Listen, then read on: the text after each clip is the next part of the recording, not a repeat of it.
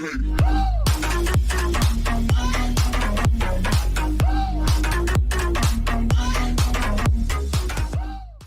Warfare series, developed by Infinity Ward and released in 2001, which at the time of its release broke all kinds of records for sales figures. Despite this, with the return of the expected 4 to 5 hour long campaign and the multiplayer mode this series has become so well known for, it's a pretty stock standard entry into the franchise, and one that didn't really break any new ground, nor did it ever seem to try to.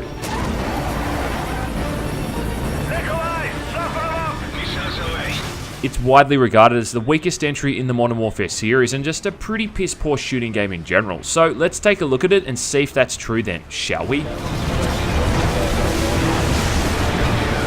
So after the culmination of the events in Modern Warfare 2, the world has now been plunged into a third world war, instigated by ultra-nationalist and all-around arsehole Vladimir Makarov and his terrorist faction, the Inner Circle. Due largely to his events at the airport massacre from the previous game, but to a bunch of other shit going on that I'm sure could have been resolved if people just looked a bit closer at the airport shooting before launching bombs at each other. Again, there's the return of characters such as Captain Price, Soap McTavish, and Nikolai Belinsky as the narrative constantly shifts across entire continents, showing how the war is being fought on multiple fronts.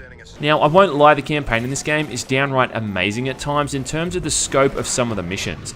And I don't think anyone can really deny the amount of polish that must have gone into some of these scripted sequences. It's just that very boring, almost tedious kind of gameplay, however, where you start a mission with whatever generic gun the game feels like giving you and pretty much just kill the same looking enemies over and over. And if you look at the gameplay solely from that perspective, it does seem pretty boring. But in terms of the environments and what it is you're actually doing to complete your objective, each mission is actually quite different to the last. So in one mission you're in the London subway chasing down trucks rigged with explosives, then in the next mission you're in Somalia, hunting down an arms dealer which ends in a chase through narrow streets, taking out militia that pop out of nearby buildings. The variety between missions in terms of the objectives is always going to be unique. It's just, as I said, a bit of a shame that it rarely differs from shooting droves and droves of the same looking enemies. It often seems that more thought had been put into the environments than the thought of actually making sure the areas were balanced and panned out well during gameplay. Now don't get me wrong, Modern Warfare 3 isn't really a hard game, it's your standard regenerating health kind of fare, and the game blatantly tells you when you're about to buy the farm. But even with regenerating health, it's just incredibly annoying to be thrown into these large opened up areas and just be peppered with bullets from every possible direction. This is an issue I've had with these games since the first iteration in the series, and it's just lazy design to make certain areas more difficult by throwing this absolute surplus of gun-toting pricks at the player. All it really does is make you stare at the back of crates or walls more often as you wait for your invisible health bar to top itself up. I mean, it's not difficult or challenging, it's just a battle of patience and attrition. But by this point in the series, I think most people are playing the campaign to see how the story gets resolved, not experience some kind of groundbreaking new experience. So if you've enjoyed the game up to this point, then you'll definitely enjoy seeing these characters return and see how their fate ultimately plays out. And look, credit where credit is due, the last mission is suitably epic, and one of the most badass moments I think in the entire Modern Warfare series. It also helps that the presentation is top notch. I still consider this to be a genuinely good looking game, and Infinity Ward has managed to pull off downright black magic with the IW engine once again. It's kind of staggering to think that this game is running off a highly modified Quake 3 engine. It's not the most graphically impressive game ever made, but the clarity of the image, the sharpness of the textures, and just the incredible attention to detail with weapons and different architecture for all the places you visit just can't be denied. A whole bunch of talented animators and artists have worked their asses off here, and it really does show. Brian Tyler returns once again to compose the game's soundtrack, and whilst it might sound a bit generic, you can't really fault it in how it manages to get your blood pumping. I have ground assets to get you close, over. Copy all, we'll get it done.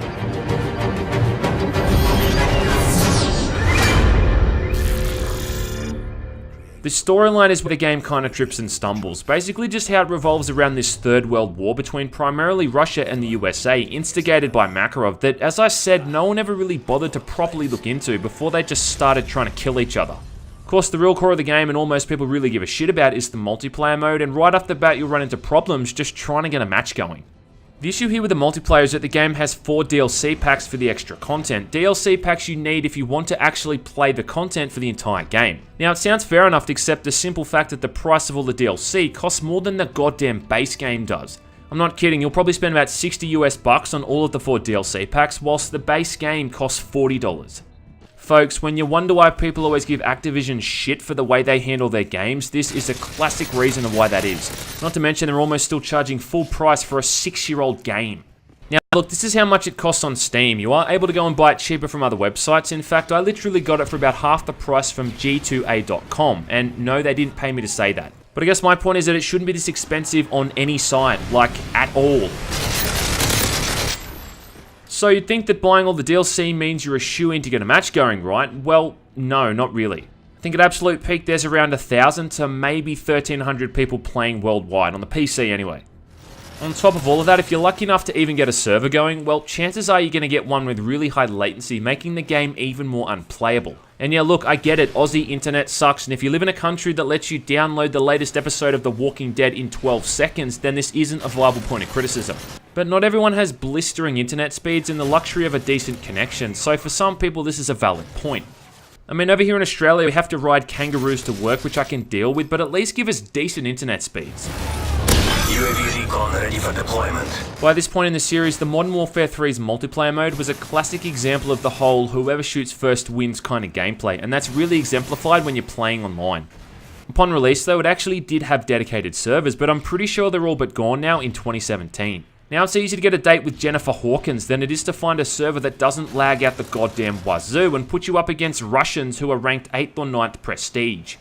And you know what, it kinda sucks, because despite what people say about it, it really wasn't all that bad. I think the Team Deathmatch mode, for instance, is really fun once you've unlocked a few weapons and upgrades, and the fast-paced mode of gameplay is a lot more enjoyable to me than something slower like the Counter-Strike games. I guess the other real problem was that this was the height of shit-talking and trolling for the series. I mean, search something like Modern Warfare 3 trolls in YouTube and you'll see pages upon pages of infantile bellends acting like complete tossers. This point in time for the gaming industry also marked that period where it seemed the FPS genre had just really started to stagnate. If you look at the kind of games we got around the same period, we had Fear 3, Battlefield 3, Call of Juarez The Cartel, which is technically Call of Juarez 3, and let's not forget Duke Nukem Forever. That's not to say any of those are horrible games, and not to say we also didn't get good games at the same time, but it just seemed the majority of games we were getting from this point on, in one way or another, were just derivative of those boring, generic, regenerating hell-style shooters, and it kinda sucked. Modern Warfare 3, despite having an entirely new campaign, was really just more of the same, and having what I'd argue is one of the most cancerous online gaming communities perhaps of all time on top of that, meant the whole thing just kind of fell apart.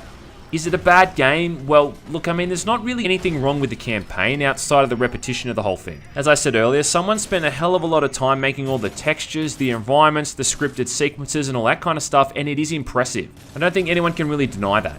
But once you've finished it, unless you want to replay it on Veteran for an achievement or something equally as pointless, there's not really any real reason to play it again. Of course, there is the return of the Spec Ops mode, but you really want to be playing that with a mate, or else it's a bit boring. The multiplayer mode is where most of the longevity came from, and that's all but dead, so it's hardly a selling point either.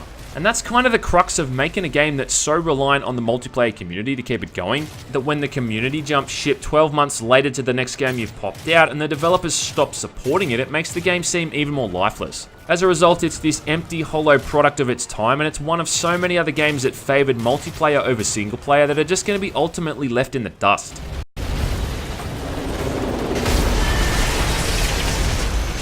The Modern Warfare series on the whole is a classic example of the sequel syndrome, where it was just easier for Infinity Ward to bash out sequels each couple of years instead of trying new things. And I do regard this as the definitive point when the Call of Duty franchise officially stopped being interesting.